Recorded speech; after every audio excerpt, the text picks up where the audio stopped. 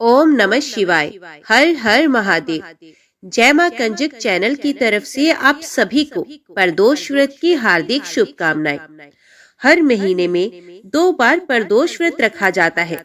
एकादशी की तरह इस व्रत का भी खास महत्व होता है।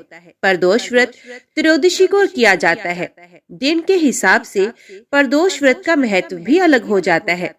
बुधवार के दिन प्रदोष व्रत होने की वजह से इसे बुध प्रदोष भी कहा जाता है। इस प्रदोष व्रत को करने से घर में सुख समृद्धि और सौभाग्य आता है। इस दिन विशेष तौर पर भगवान शिव और माता पार्वती की पूजा की जाती है। भगवान शिव की पूजा करने से सभी मनोकामनाएं पूर्ण हो जाती है। इसके अलावा कुंडली में बुध और चंद्रमा की स्थिति भी बेहतर होती है। अगर आप भी ये व्रत करना चाहते हैं तो प्रदोष व्रत करने के लिए त्रयोदशी के दिन सुबह जल्दी उठकर स्नान आदि कर पूजा के स्थान पर आसन लगाकर बैठ जाए। भगवान शिव का ध्यान करें और मन ही मन व्रत का संकल्प लें। दिन भर निराहार रहकर व्रत करें। किसी की बुराई चुगली ना करें और ना ही किसी को अपशब्द कहे। दिन भर मन में भगवान का ध्यान और मनन करें। शाम को पूजा के बाद किसी जरूरतमंद को भोजन कराकर दक्षिणा दे दे और व्रत खोले। ब्रह्मचर्य का पालन अवश्य करना चाहिए। आज इस वीडियो के माध्यम से हम आपके सामने बुध प्रदोष व्रत कथा प्रस्तुत करते हैं। उम्मीद करती हूँ कथा का पूरा फल लेने के लिए कथा को शुरू से लेकर अंत तक आप एकाग्र होकर श्रवण करेंगे। तो चलिए आज की कथा शुरू करते हैं। ओम नमः शिवाय। सूत जी कहते हैं, त्रयोदशी तिथि में सायंकाल प्रदोष कहा गया है। प्रदोष के समय महादेव जी कैलाश पर्वत के रजत भवन में नृत्य करते हैं और देवता उनके गुणों का स्तवन करते हैं। अतः धर्म, अर्थ, काम और मोक्ष की इच्छा रखने वाले पुरुषों को नियम पूर्वक प्रदोष का व्रत भगवान शिव की पूजा, होम, कथा और गुणगान करना चाहिए। दरिद्रता के तिमिर से अंधे भवसागर में डूबे हुए संसार भय से भीरू मनुष्यों के लिए ये प्रदोष व्रत पार लगाने वाली नौका है। भगवान शिव की पूजा करने से मनुष्य दरिद्रता, मृत्यु, दुख और पर्वत के समान भारी ऋण भार को शीघ्र ही दूर करके संपत्तियों से पूजित होता है। विदर्भ देश में सत्यरथ नाम से प्रसिद्ध एक राजा थे जो सब धर्मों में तत्पर, धीर, सुशील और सत्य प्रतीक थे। धर्म पूर्वक पृथ्वी का पालन करते हुए उनका बहुत सा समय सुख पूर्वक बीत गया। तदंतर शालव देश के राजाओं ने विदर्भ नगर पर आक्रमण करके उसे चारों ओर से घेर लिया। अपनी पुरी को शत्रुओं से घिरी हुई देख विदर्भ राज विशाल सेना साथ लेकर युद्ध के लिए आए। बलोमत शालव क्षत्रियों के साथ राजा का अत्यंत भयंकर युद्ध हुआ। शालवों की बहुत बड़ी सेना मारी गई, परंतु अंत में विदर्भ राज भी उनके हाथों से मारे गए। मंत्रियों सहित उस महारथी वीर राजा के मारे जाने पर मरने से बचे हुए सैनिक भाग खड़े हुए। उस समय विदर्भ राज सत्यरथ की एक पतिव्रता स्त्री अत्यंत शोकग्रस्त हो रात के समय राजभवन से निकलकर पश्चिम दिशा की ओर चली गई। वे गर्भवती थी। सवेरा होने पर धीरे धीरे मार्ग से जाती हुई उस साध्वी रानी ने बहुत दूर का रास्ता तय कर लेने के पश्चात एक स्वच्छ तालाब देखा और वे उसके किनारे शोभा पाने वाले एक छायादार वृक्ष के नीचे बैठ गई। भाग्यवश उसी निर्जन स्थान में वृक्ष के ही नीचे पतिव्रता रानी ने उत्तम गुणों से युक्त शुभ मुहूर्त में एक पुत्र को जन्म दिया। तत्पश्चात अत्यंत प्यास से व्याकुल हो वे सुंदर अंगों वाली रानी जलाशय में उतरी। इतने में ही एक बड़े भारी ग्रह ने आकर उसे अपना ग्रास बना लिया। वे बालक पैदा होते ही माता पिता से हीन हो गया और भूख प्यास से पीड़ित हो उस सरोवर के किनारे जोर जोर से रोने लगा। वे नवजात शिशु जब इस प्रकार क्रंदन कर रहा था, उसी समय भाग्यवश वहाँ एक श्रेष्ठ ब्राह्मण आ पहुंची। वे भी अपने 1 वर्ष के बालक को गोद में लिए हुए आई थी। ब्राह्मणी निर्धन और विधवा थी। घर घर भीख मांगकर जीवन निर्वाह करती थी। उसका नाम उमा था। उसे सती साध्वी ब्राह्मणी ने उस राजकुमार को देखा। उसे अनाथ की भांति क्रंदन करते देखकर उसने मन ही मन विचार किया, अहो, ये तो बड़े आश्चर्य की बात है। दिखाई देती है कि ये नवजात शिशु जिसकी नाल भी अभी तक नहीं कटी पड़ा हुआ है। इसकी माता कहाँ चली गई? ना इसका पिता है, ना कोई बंधु बांधव है। ये दीन अनाथ बालक बिना बिस्तर के भूमि पर ही सो रहा है। ये चांडाल का पुत्र है या शूद्र का, वैश्य का बालक है या ब्राह्मण का, अथवा ये क्षत्रिय का शिशु है। इसका निश्चय कैसे किया जाए? मैं इस शिशु को उठाकर अपने सगे पुत्र की तरह अवश्य पालन कर सकती हूँ, परंतु ये किस कुल का है ये ना जानने के कारण इसे छूने का साहस नहीं होता। ये पतिव्रता ब्राह्मणी जब इस प्रकार कह रही थी, उसी समय कोई सन्यासी महात्मा वहां आ गए। वे उसे जान पड़ते थे, मानो साक्षात शंकर हो। उन श्रेष्ठ भिक्षु ने उस स्त्री से कहा, ब्राह्मणी, खेद ना करो, हृदय की संशय वृत्ति दूर कर इस बालक की रक्षा करो, इससे तुम्हें शीघ्र ही परम कल्याण की प्राप्ति होगी। इतना कहकर वे दयालु भिक्षु तुरंत वहां से चले गए। उनके जाने के बाद ब्राह्मणी ने विश्वास पूर्वक उस बालक को लेकर अपने घर की ओर प्रस्थान किया। उस राजकुमार का ब्राह्मणी ने अपने बेटे के समान ही पालन पोषण किया। एक चक्र का नामक नगर में उस ब्राह्मणी का घर था। वे भिक्षा के अन्न से ही अपने पुत्र और राजकुमार को पालने लगी। ब्राह्मणों ने ब्राह्मणी के तथा राजा के भी पुत्र का संस्कार कर दिया। वे दोनों सर्वत्र सम्मानित होकर दिन दिन बढ़ने लगे। समय आने पर उनका उपनयन संस्कार हुआ। अब वे दोनों बालक एक साथ रहकर नियमों का पालन करने लगे। दोनों माता के साथ प्रतिदिन भिक्षा के लिए जाते थे।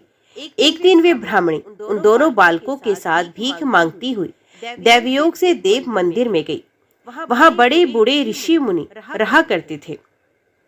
उन दोनों बालकों को देखकर परम बुद्धिमान शांडिल्य नामक मुनि ने कहा, अहो, देव का बल बड़ा विचित्र है। कर्मों का उल्लंघन करना किसी भी जीव के लिए अत्यंत कठिन है। देखो ना, ये बालक दूसरी माता की शरण लेकर भिक्षा से जीवन निर्वाह करता है। इस ब्राह्मणी को ही श्रेष्ठ माता के रूप में पाकर ब्राह्मण बालक के साथ ब्राह्मण भाव को ही प्राप्त हो गया है। शांडिल्य मुनि का ये वचन सुनकर ब्राह्मणी को बड़ा विस्मय हुआ। उसने भरी सभा में मुनि को प्रणाम करके पूछा, हे ब्राह्मण, एक सन्यासी के कहने से मैं इस बालक को अपने घर ले आई हूँ। यद्यपि अभी तक इसके कुल का पता नहीं लगा, तथापि मैं पुत्र की भांति इसका पालन पोषण करती हूँ। आप ज्ञान के नेत्रों से देखते हैं, अतः आपसे मैं ये जानना चाहती हूँ कि ये बालक किस कुल में उत्पन्न हुआ है और इसके माता पिता कौन है। मुनि शांडिल्य बोले, ये विदर्भ देश के राजा का पुत्र है। इतना कहकर मुनि ने उस बालक के पिता के युद्ध में मारे जाने का तथा उसकी माता के ग्रह द्वारा ग्रस्त होने का सब समाचार पूर्ण रूप से बताया। ये सुनकर ब्राह्मणी को और भी आश्चर्य हुआ। अतः उसने फिर प्रश्न किया, महामुनि, वे राजा संपूर्ण भोगों को छोड़कर युद्ध में क्यों मरे और इस बालक को दरिद्रता कैसे प्राप्त हुई? अब दरिद्रता को पूर्णत नष्ट करके वे पुनः राज्य कैसे प्राप्त करेगा? मेरा ये पुत्र भी भिक्षान्न से ही जीवन निर्वाह करता है, अतः इसकी दरिद्रता के निवारण का भी क्या उपाय है, ये बताने की कृपा करें। शांडिल्य ने कहा, इस राजकुमार के पिता विदर्भ राज्य पूर्व जन्म में पांडे देश के श्रेष्ठ राजा थे। वे सब धर्मों के ज्ञाता थे और संपूर्ण पृथ्वी का धर्म पूर्वक पालन करते थे। एक दिन प्रदोष काल में राजा भगवान शंकर का पूजन कर रहे थे और बड़ भक्ति से त्रिलोकीनाथ महादेव जी की आराधना में संलग्न थे। उसी समय नगर में सब और बड़ा भारी कोलाहल मचा। उस उत्कट शब्द को सुनकर राजा ने बीच में ही भगवान शंकर की पूजा को छोड़ दिया और नगर में शोभ फैलाने की आशंका से राजभवन से बाहर निकल आए। इसी समय राजा का महाबली मंत्री शत्रु को पकड़कर उनके समीप ले आया। वे शत्रु पांडेराज का ही सामंत था। उसे देखकर राजा ने क्रोध पूर्वक उसका मस्तक कटवा दिया। शिव पूजा छोड़कर नियम को समाप्त किए बिना ही राजा ने रात में भोजन भी कर लिया। इसी प्रकार राजकुमार भी प्रदोष काल में शिवजी की पूजा किए बिना ही भोजन करके सो गया। वही राजा दूसरे जन्म में विदर्भ राज हुआ। शिवजी की पूजा में विघ्न होने के कारण शत्रु ने उसको सुख भोग के बीच में ही मार डाला। पूर्व जन्म में जो उसका पुत्र था वही इस जन्म में भी हुआ। शिवजी की पूजा का उल्लंघन करने के कारण ये दरिद्रता को प्राप्त हुआ। इसकी माता ने पूर्व जन्म में छल से अपनी सौत को मार डाला था। उस महान पाप के कारण ही वे इस जन्म में ग्रह के द्वारा मारी गई। मैं सत्य कहता हूँ, परलोक में हित की बात कहता हूँ, शास्त्रों का सार एवं उपनिषदों का हृदय कहता हूँ। इस भयंकर आसार संसार को प्राप्त हुए जीव के लिए ईश्वर के चरणारविंदों की सेवा ही सार वस्तु है। जो प्रदोष काल में अनन्य चित्त होकर परमेश्वर के चरणारविंदों की पूजा करते हैं, वे इसी संसार में सदा बढ़ने वाले धन धान्य स्त्री पुत्र सौभाग्य और संपत्ति के द्वारा सबसे बढ़कर होते हैं। ब्राह्मणी, ये तुम्हारा पुत्र पूर्व जन्म में उत्तम ब्राह्मण था। इसने सारी उम्र केवल दान लेने में बिताई, यज्ञ आदि सत्कर्म नहीं किए, इसलिए ये दरिद्रता को प्राप्त हुआ। उस दोष का निवारण करने के लिए अब ये भगवान शंकर की शरण में जाए। सूत जी कहते हैं, मुनि के इस प्रकार कहने पर साध्वी ब्राह्मणी ने उन्हें प्रणाम करके शिव पूजन की विधि का क्रम पूछा। शांडिल्य बोले, दोनों पक्षों की त्रयोदशी को मनुष्य जब निराहार रहे तब सूर्यास्त से 3 घड़ी पहले स्नान करे, फिर श्वेत वस्त्र धारण करके धीर पुरुष संध्या और जप आदि नित्य कर्म की विधि पूरी करके मौन हो शास्त्र विधि का पालन करते हुए भगवान शिव की पूजा प्रारंभ करें। भगवत विग्रह के आगे की भूमि को नए निकाले हुए शुद्ध जल से भली भांति लीप पोत कर सुंदर मंडल बनाए। धोत वस्त्र आदि के द्वारा उस मंडल को सब ओर से घेर दे। ऊपर से चंदोवा आदि लगाकर फल फूल और नवीन अंकुरों से उसे सजा दे। मंडल के मध्य की भूमि में 5 रंगों से युक्त विचित्र कमल अंकित करके उसी पर सुस्थिर एवं उत्तम आसन बिछाकर बैठ जाए और हृदय में भक्ति भाव से युक्त हो पूजा की सब सामग्री एकत्रित करे। फिर पवित्र भाव से शास्त्रोक्त मंत्रों द्वारा देवपीठ को आमंत्रित करे। तत्पश्चात क्रमश आत्म शुद्धि और भूत शुद्धि आदि करके 3 प्राणायाम करे। उसके बाद बिंदु युक्त बीज अक्षरों के द्वारा विधि पूर्वक मात्र कन्यास करे। तदंतर परा देवता का ध्यान करके मात्र कन्यास की विधि पूरी करे। फिर परम शिव का ध्यान करके पीठ के वाम भाग में गुरु को प्रणाम करे। दक्षिण भाग में गणेश जी को मस्तक झुकाए। दोनों अंशों कंधों और उरुओं जांघों में धर्म आदि धर्म ज्ञान वैराग्य तथा ऐश्वर्य का निवास करे। नाभि तथा पार्श्व भागों में अधर्म अधर्म अज्ञान अवैराग्य और अनैश्वर्य आदि का न्यास करे। तत्पश्चात हृदय में अनंत आदि का न्यास करके देव पीठ पर मंत्र का न्यास करे। आधार शक्ति से लेकर ज्ञानात्मक का क्रमश न्यास करके हृदय में एक कमल की भली भांति भावना करे। वे कमल 9 शक्तियों से युक्त एवं परम सुंदर हो। उसी कमल की कर्णिका में कोटि कोटि चंद्रमाओं के समान प्रकाशमान उमापति भगवान शिव का ध्यान करे। भगवान के 3 नेत्र हैं। मस्तक पर चंद्रमा का मुकुट शोभा पाता है। जटाजूट कुछ पीला हो गया है। उस पर रतन जटित किरीट सुशोभित है। उनके कंठ में नील चिन्ह है और अंग अंग से उदारता सूचित होती है। सर्पों के हार से उनकी शोभा हो रही है। उनके एक हाथ में वरद और दूसरे में अभय की मुद्रा है। वे फरसा धारण करते हैं। उन्होंने नागों का कंकण, केयूर, अंगद तथा मुद्रिका धारण कर रखी है। वे व्याघ्र चरम पहने हुए रतन में सिंहासन पर विराजमान है। उनके वाम भाग में गिरिराज नंदिनी उमा देवी का चिंतन करें। इस प्रकार महादेव जी तथा गिरिजा देवी का ध्यान करके क्रमश गंध आदि से उनकी मानसिक पूजा करें। 5 वैदिक मंत्रों से गंध आदि द्वारा पूर्वोक्त 5 स्थानों में अथवा हृदय में पूजा करें। फिर मूल मंत्र से 3 बार हृदय में ही पुष्पांजलि दें। उसके बाद सिंहासन पर महादेव जी का पुण्य पूजन आरंभ करें। पूजा के आरंभ में एकाग्रचित होकर संकल्प पढ़ें। तदंतर हाथ जोड़कर मन ही मन भगवान शिव का ध्यान एवं आवाहन करें। हे भगवान शंकर, आप ऋण पातक दुर्भाग्य और दरिद्रता आदि की निवृत्ति के लिए तथा संपूर्ण पापों का नाश करने के लिए मुझ पर प्रसन्न हो। मैं दुख और शोक की आग में जल रहा हूँ। संसार भय से पीड़ित हूँ, अनेक प्रकार के रोगों से व्याकुल और दीन हूँ। वृषवाहन, मेरी रक्षा कीजिए। देव देवेश्वर, सर्वो सबको निर्भय कर देने वाले महादेव जी, आप यहाँ पधारिए और मेरी की हुई इस पूजा को पार्वती जी के साथ ग्रहण कीजिए। इस प्रकार संकल्प और आवाहन करके पूजा आरंभ करनी चाहिए। तत्पश्चात मनुष्य एकाग्रचित हो रुद्र सूक्त का पाठ करते हुए वहां स्थापित किए हुए शंख के जल से और पंचामृत से महादेव जी का अभिषेक करके भांति भांति के मंत्रों से आसन आदि उपचारों को समर्पित करे। भावना द्वारा दिव्य वस्त्रों से विभूषित स्वर्ण सिंहासन की कल्पना करे और उसी पर भगवान को विराजमान करके अष्टगुण युक्त अर्घ्य और पादम निवेदन करे। फिर शुद्ध जल से आचमन कराकर मधु पर्क दे। उसके बाद पुण्य आचमन के लिए जल देकर मंत्र उच्चारण पूर्वक स्नान कराए। फिर यज्ञोपवीत वस्त्र और आभूषण अर्पण करे। परम पवित्र अष्टांग युक्त चंदन चढ़ाए। बिल, मदार, लाल कमल, धतूर, कनेर, सरई का फूल, चमेली, कुशा, अपामार्ग तुलसी, जूही, चंपा, भटकटैया और करवीर के फूलों से जितने भी मिल जाए उन सबको शिव उपासक भगवान शिव पर चढ़ाए। इनके अतिरिक्त भी नाना प्रकार के सुगंधित पुष्प निवेदन करे। तत्पश्चात लाल चंदन से उत्पन्न धूप और निर्मल दीप समर्पित करे।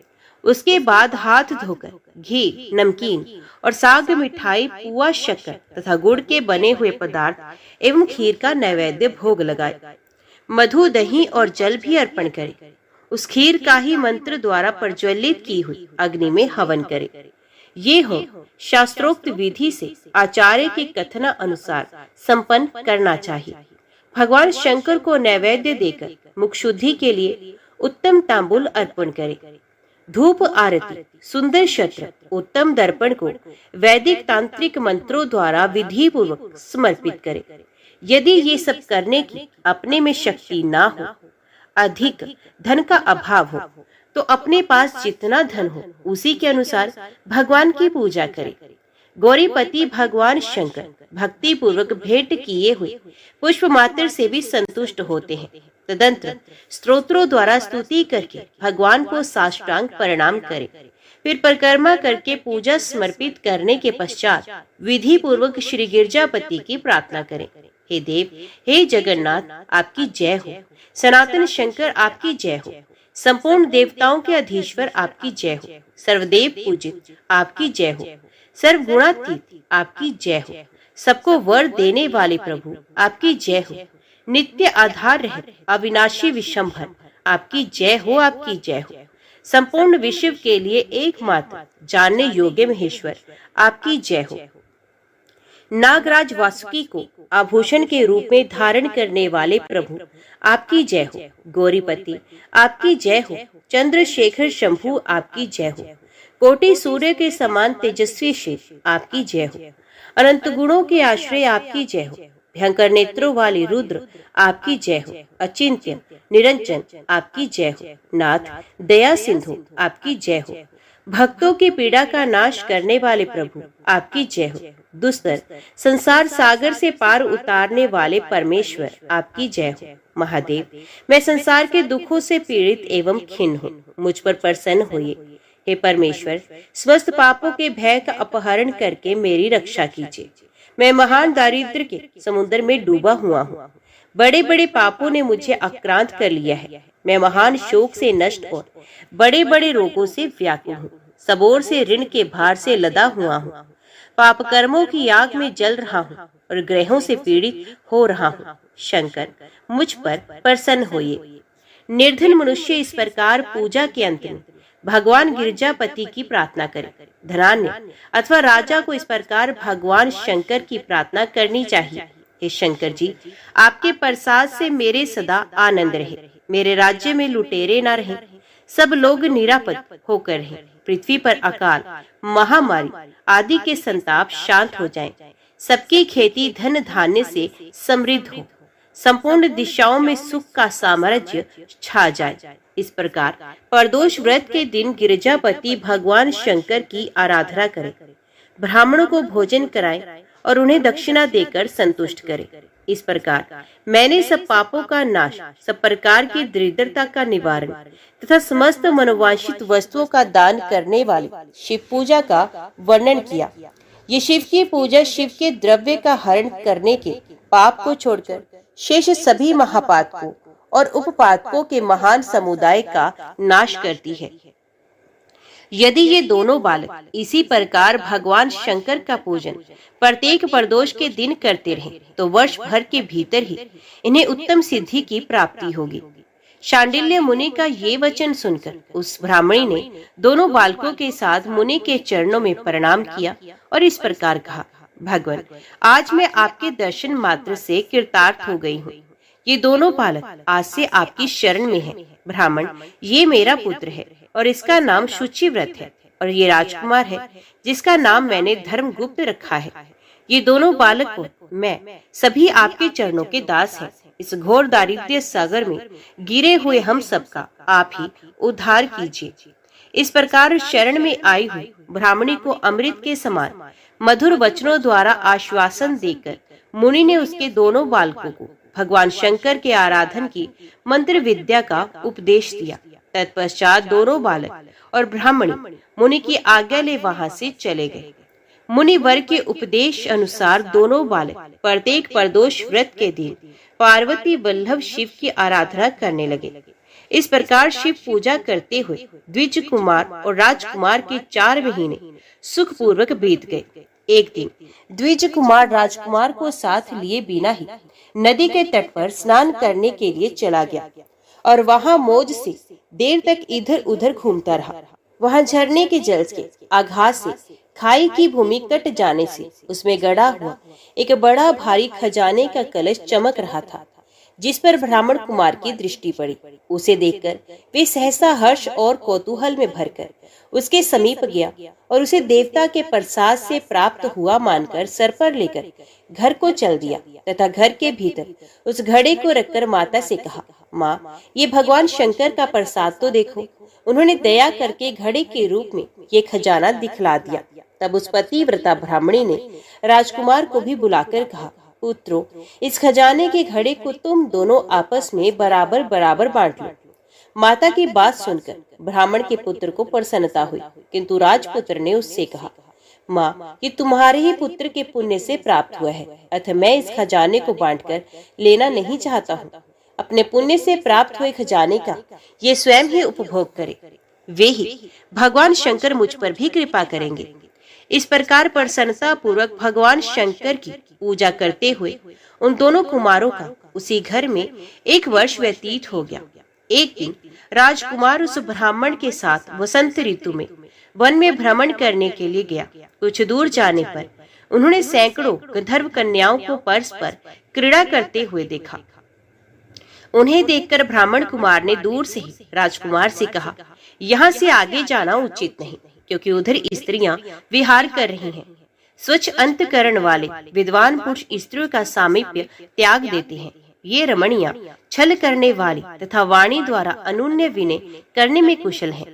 ये पुरुषों को अपनी दृष्टि मात्र से मोहित करती हैं, इसलिए अपने धर्म में तत्पर ब्रह्मचारी कभी स्त्रियों के समीप जाकर उनके साथ वार्तालाप ना करे।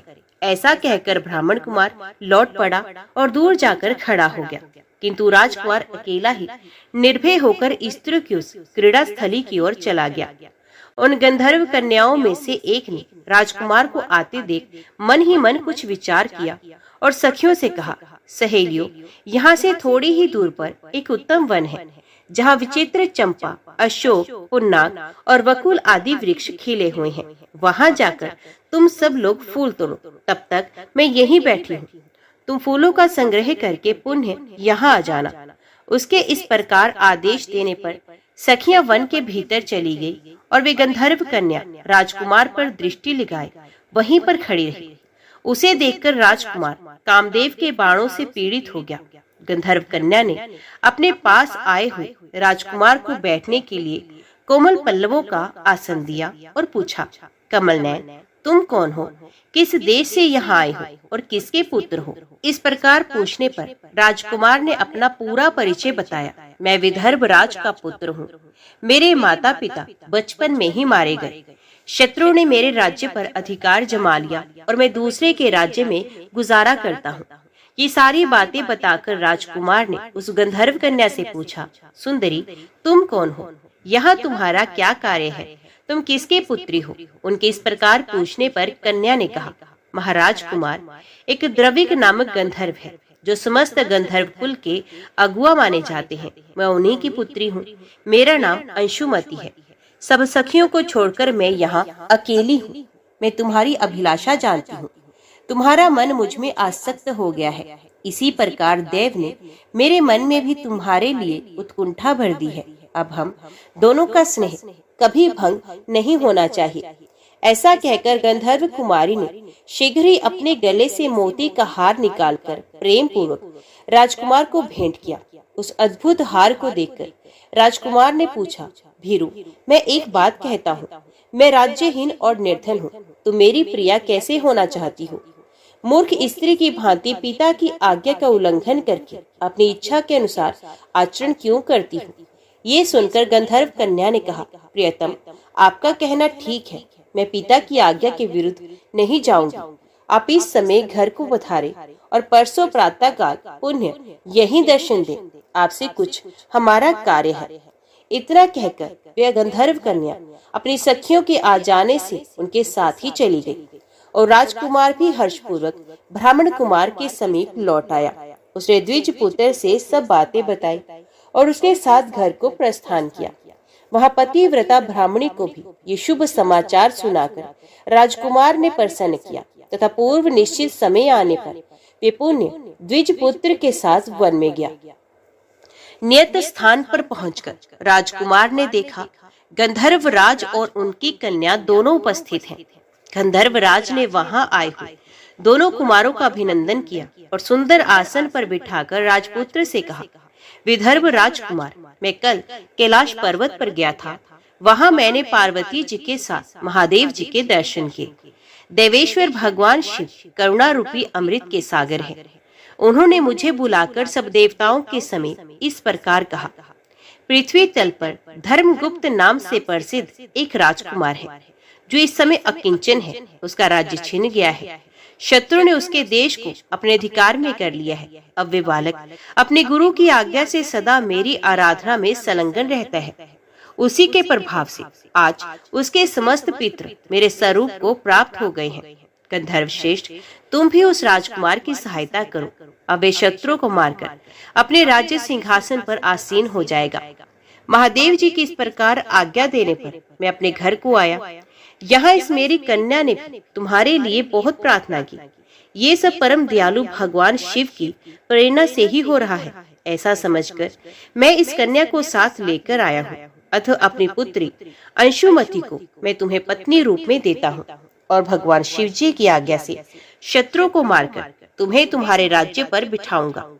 अपने उस नगर में तुम अपनी इस धर्मपत्नी के साथ 10,000 वर्षों तक मनोवांछित सुख भोगकर अंत में भगवान शिव के लोक में जाओगे और वहाँ भी मेरी ये कन्या तुम्हारी ही सेवा में प्रस्तुत रहेगी।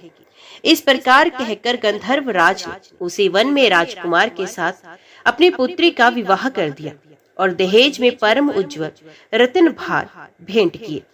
चंद्रमा के समान चमकीली चूड़ामणि तथा दमकते हुए मोतियों के मनोहर हार दिए। दिव्य आभूषण, वस्त्र, स्वर्ण के बने हुए बहुत से सामान, 10,000 हाथी, 1 लाख नीले घोड़े और हजारों सोने के बड़े बड़े रथ प्रदान किए। अंत में एक दिव्य रथ, इंद्र के धनुष के समान विशाल धनुष, सहस्रों अस्त्र शस्त्र, अक्षय बाणों से भरे हुए 2 तरकस, अभेद्य स्वर्णमय कवच तथा शत्रु का संहार करने वाली शक्ति समर्पित की। अपनी पुत्री की सेवा के लिए गंधर्व राज ने प्रसन्नचित्त होकर 5,000 दासियां दी। इतना ही नहीं, राजकुमार की सहायता के लिए उन्होंने अत्यंत उग्र गंधर्वों की चतुरंगिणी सेना भी भेंट की।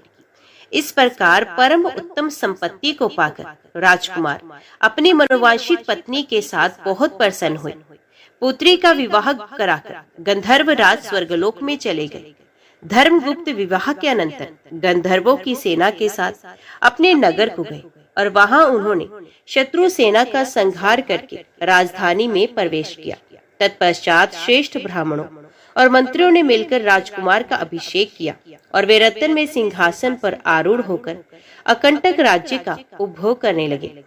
जिस ब्राह्मण पत्नी ने उनका अपने पुत्र की भांति पालन किया था, वही उनकी माता हुई और वे द्विज कुंवर भी भाई हुआ तथा गंधर्व राजपुत्री अंशुमती महारानी के पद पर प्रतिष्ठित हुई। भगवान शंकर की आराधना करके धर्मगुप्त विदर्भ देश के राजा हो गए। इसी प्रकार दूसरे लोग भी प्रदोष व्रत के दिन गिरजापति की आराधना करके मनोवांछित कामनाओं को प्राप्त कर लेते हैं और देहवसान होने पर परम गति को प्राप्त होते हैं।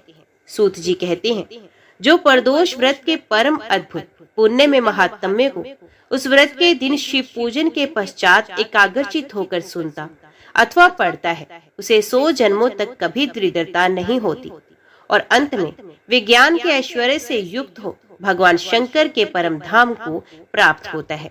ओम नमः शिवाय। हर हर महादेव। उज्जैनी में चंद्रसेन नामक एक राजा थे। वे उसी नगर में निवास करने वाले भगवान महाकाल का पूजन करते थे। शिव के पार्षदों में अग्रगण्य तथा अमंगलों को जीतने वाले विश्व वंदित मणिभद्र जी राजा चंद्रसेन के सखा हो गए थे। उन्होंने राजा पर प्रसन्न होकर एक समय उन्हें दिव्य चिंतामणि प्रदान की, जो कौस्तुभ मणि तथा सूर्य के समान देदीप्यमान थी। वे देखने, सुनने अथवा ध्यान करने पर भी मनुष्य को मनोवांछित वस्तु प्रदान करती थी। राजा उस चिंतामणि को कंठ में धारण करके जब सिंहासन पर बैठते थे, तब देवताओं में सूर्य नारायण की भांति उनकी शोभा होती थी। राजा चंद्रसेन के विषय में ये सब बात सुनकर समस्त राजाओं के मन में उस मणि के प्रति लोभ की मात्रा बढ़ गई और वे क्षुब्ध रहने लगे। एक बार उन सब ने बहुत सी सेना साथ लेकर क्रोध पूर्वक पृथ्वी को कंपित करते हुए आक्रमण किया और उज्जैनी के चारों द्वारों को घेर लिया। अपनी पुरी को घिरी हुई देख राजा चंद्रसेन भगवान महाकाल की शरण में गए और मन को संदेह रहित करके दृढ़ निश्चय के साथ उपवास पूर्वक दिन रात अनन्य भाव से भगवान गौरीपति की आराधना करने लगे। उन्हीं दिनों उस नगर में कोई ग्वालन रहती थी, जिसके एकमात्र पुत्र था। वे विधवा थी और उज्जैनी में बहुत दिनों से रहती थी। वे अपने 5 वर्ष के बालक को लिए हुए महाकाल के मंदिर में गई और राजा चंद्रसेन द्वारा की हुई गिरजापति की महापूजा का दर्शन किया। शिव पूजन का ये आश्चर्यमय उत्सव देखकर उसने भगवान को प्रणाम किया और पुनः अपने निवास स्थान को लौट गई। ग्वालिन ने उस बालक ने भी वे सारी पूजा देखी थी। घर आने पर उसने कौतूहलवश शिवजी की पूजा आरंभ की, जो संसार से वैराग्य प्रदान करने वाली है। एक सुंदर पत्थर लाकर उसे घर से थोड़ी ही दूर पर एकांत स्थान में रख दिया और उसी को शिवलिंग माना। फिर अपने हाथ से मिलने लायक जो कोई भी फूल दिखाई देता, उन सबका संग्रह करके उस बालक ने जल से शिवलिंग को स्नान कराया और भक्ति पूर्वक पूजन किया। तत्पश्चात कृत्रिम अलंकार, चंदन, धूप, दीप और अक्षत आदि उपचारों से अर्चना करके मन कल्पित दिव्य वस्तुओं से भगवान को नैवेद्य निवेदन किया। सुंदर सुंदर पत्रों और फूलों से बार बार पूजा करके भांति भांति से नृत्य किया और बारंबार भगवान के चरणों में शीश झुकाया। इस बार अनन्य चित्त होकर शिव की आराधना में लगे हुए अपने पुत्र को ग्वालिन ने बड़े प्यार से भोजन के लिए बुलाया। उसका मन तो पूजा में लगा हुआ था। माता के बहुत बुलाने पर भी उसे भोजन करने की इच्छा नहीं हुई। तब उसकी माँ स्वयं उसके पास गई और उसे शिव के आगे आंखें बंद करके ध्यान लगाए बैठे देख हाथ पकड़कर खींचने लगी। इतने पर भी जब वे ना उठा, तब उसने क्रोध में आकर उसे खूब पीटा। खींचने और मारने पीटने पर भी जब उसका पुत्र नहीं आया, तब उसने वे शिवलिंग उठाकर दूर फेंक दिया और उस पर चढ़ाई हुई सारी पूजा सामग्री को नष्ट कर दिया। ये देखकर बालक हाय हाय करके रो उठा। रोष में भरी हुई ग्वालिन अपने बेटे को डांट डपट कर पुण्य घर में चली गई। भगवान शिव की पूजा को माता के द्वारा नष्ट हुई देखकर वे बालक देव देव महादेव की पुकार करते हुए सहसा मूर्छित होकर गिर पड़ा। उसके नेत्रों से आंसू की धारा प्रवाहित हो रही थी। 2 घड़ी बाद जब उसे चेत आया तब उसने आंखें खोली और देखा उसका वही निवास स्थान परम सुंदर शिवालय हो गया है। मणियों के खंभे उसकी शोभा बढ़ा रहे हैं। उसके द्वार, किवाड़ तथा सदर फाटक सब स्वर्णमय हो गए थे। वहां की भूमि बहुमूल्य नीलमणि तथा हीरों की वेदिकाओं से सुशोभित थी। ये सब देखकर वे सहसा उठा और हर्ष से परमानंद के समुद्र में निमग्न सा हो गया। उसने समझ लिया कि ये सब शिवजी की पूजा का महात्म्य है। उसकी प्रभाव से ये दिव्य विभूति प्रकट हुई है। तत्पश्चात उस बालक ने अपनी माता के अपराध की शांति के लिए पृथ्वी पर मस्तक रखकर साष्टांग प्रणाम किया और इस प्रकार कहा, देव उमापते, मेरी माता का अपराध क्षमा कीजिए। वे मूढ़ हैं, आपके प्रभाव को नहीं जानती। शंकर, आप उस पर प्रसन्न होइए। यदि मुझ में आपकी भक्ति से उत्पन्न हुआ कुछ भी पुण्य है तो उससे मेरी माता आपकी दया प्राप्त करे। इस प्रकार भगवान शंकर को बार बार प्रसन्न करके उनके चरणों में मस्तक झुकाकर सूर्यास्त के समय वे बालक शिवालय से बाहर निकला और उसने अपने शिविर को देखा। वे इंद्र नगर के समान शोभा पा रहा था। वहाँ सब कुछ तत्काल स्वर्णमय होकर विचित्र वैभव से प्रकाशित होने लगा। भवन के भीतर प्रवेश करके बालक ने देखा उसकी माँ बहुमूल्य रत्न में पलंग पर बिछी हुई श्वेत रंग की छैया पर निर्भय होकर सो रही है और उसी को याद करती है। उसने माता को जगाया। ग्वालिन बड़े वेग से उठी और अपने को, अपने पुत्र को तथा अपने घर को भी अपूर्व रूप में देखकर आनंद से विवल हो गई। पुत्र के मुख से गिरजापति शंकर का विशप प्रसाद सुनकर ग्वालिन ने राजा को सूचना दी, जो निरंतर भगवान शिव के भजन में लगे रहते थे। राजा अपना नियम पूरा करके रात में सहसा वहां आए और ग्वालिन के पुत्र का वे प्रभाव जो शंकर जी के संतोष से प्रकट हुआ था देखा। स्वर्ण में शिव मंदिर, रतन में शिवलिंग तथा सुंदर मणि माणिक्यों से जगमगाता हुआ ग्वालिन का महल देखकर राजा चंद्रसेन पुरोहित और मंत्रियों के साथ 2 घड़ी तक आश्चर्यचकित हो परमा आनंद में डूबे रहे। तत्पश्चात उन्होंने नेत्रों से प्रेम के आंसू बहाते हुए ग्वालिन के उस बालक को हृदय से लगा लिया। भगवान शिव के इस अद्भुत महात्म्य की चर्चा समस्त पूर्ववासियों में बड़े वेग से फैली और यही कहते सुनते वे रात मानो क्षण भर में व्यतीत हो गई। युद्ध के लिए आए हुए और नगरों को चारों ओर से घेरकर खड़े हुए राजाओं ने भी प्रातःकाल दूतों के मुख से ये परम अद्भुत समाचार सुना। सुनते ही उनके मन से वैर भाव निकल गया। उन्होंने सहसा हथियार डाल दिए और चकित होकर महाराज चंद्रसेन की आज्ञा से नगर में प्रवेश किया। उस रमणीय नगरी में प्रवेश करके भगवान महाकाल को प्रणाम करने के पश्चात सब राजा उस ग्वालिन के घर पर गए। वहां राजा चंद्रसेन ने आगे बढ़कर उनका स्वागत किया। वे बहुमूल्य आसनों पर बैठे और प्रीतिपूर्वक विस्मित एवं आनंदित हुए। गोप बालक पर कृपा करने के लिए स्वतः प्रकट हुए शिवालय और शिवलिंग का दर्शन करके सब राजाओं ने भगवान शिव को अपनी उत्तम बुद्धि समर्पित की, उनमें भक्ति पूर्वक मन लगाया। इसी समय सब देवताओं से पूजित परम तेजस्वी वानर राज हनुमान जी वहां प्रकट हुए। उनके आते ही सब राजाओं ने बड़े वेग से उठकर भक्ति भाव से विनीत हो उन्हें नमस्कार किया। तब हनुमान जी ने कहा, राजाओं, भगवान शिव की पूजा के सिवा देहधारियों के लिए दूसरी कोई गति नहीं है। ये बड़े सौभाग्य की बात है कि इस गोप बालक ने शनिवार को प्रदोष व्रत के दिन बिना मंत्र के भी शिव का पूजन करके उन्हें पा लिया। शनिवार को प्रदोष व्रत समस्त देहधारियों के लिए दुर्लभ है। कृष्ण पक्ष आने पर तो वे और भी दुर्लभ है। गोपवंश की कीर्ति बढ़ाने वाला ये बालक संसार में सबसे अधिक पुण्य आत्मा है। इसके वंश परंपरा में 8वीं पीढ़ी में महायशस्वी नंद उत्पन्न होंगे, जिनके यहाँ साक्षात भगवान नारायण उनके पुत्र रूप से प्रकट हो श्री कृष्ण के नाम से प्रसिद्ध होंगे। आज से ये गोपाल नंदन संसार में श्रीकर नाम से विख्यात होगा। अंजनी नंदन हनुमान जी ऐसा कहकर उस गोप बालक को शिव उपासना के आचार व्यवहार का उपदेश दे वहां से अंतर ध्यान हो गए। वे सब राजा हर्ष में भरकर महाराज चंद्रसेन की आज्ञा ले जैसे आए थे वैसे ही लौट गए। महातेजस्वी श्रीकर भी हनुमान जी का उपदेश पाकर धर्मज्ञ ब्राह्मणों के साथ शंकर जी की आराधना करने लगा।